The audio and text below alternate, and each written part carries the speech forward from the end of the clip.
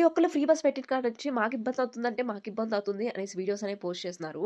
మీకెటువంటి ఇబ్బందనేది అవ్వట్లేదా free bus పెట్టిన కాడ నుంచి అనేసంటే, ప్రతి ఒక్క రూట్‌లో ఇబ్బందనేది అవుతుంది ఫ్రీ బస్ పెట్టిన కాడ నుంచి. బట్ ఈ ఫ్రీ బస్సులు పెట్టిన కాడ నుంచి ఈ రష్ కంటే మాకు బస్ టైమింగ్ అనేది ఎక్కువ ఇబ్బందనేది అవుతుంది. ఇంతకు ముందలైతే బస్సులు టైమ్ టు టైమ్ ఉండేవి. బట్ ఇప్పుడైతే అస్సలు టైం అనేది మెయింటైన్ చేయట్లేదు. ఒక బస్సు వస్తే వెంటనే 3, 4 బసెస్ కంటిన్యూయస్‌గా రావడం అనేది జరుగుతుంది.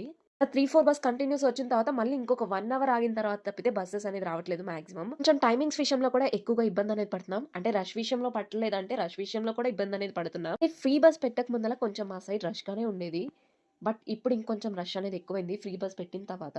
ఎంతైనా స్టూడెంట్స్ కొంచెం ఎక్కువగానే ఇబ్బందనేది పడుతున్నాం ఈ ఫ్రీ బస్ అనేది పెట్టిన తర్వాత. ఇంతకి మీరేమంటారు? మీకెలా అనిపించింది ఫ్రీ బస్ ఎక్స్‌పీరియన్స్ అనేది కింద కామెంట్ అనేది చేయండి. నాకే ఎలా అనిపించింది ఫ్రీ బస్ ఎక్స్‌పీరియన్స్ అనేది ఈ వీడియోలో మీతో షేర్ అనేది చేసుకున్నాను. వీడియోకైతే ఇంతే. నెక్స్ట్ వీడియోలో కలుద్దాం. Until then bye guys.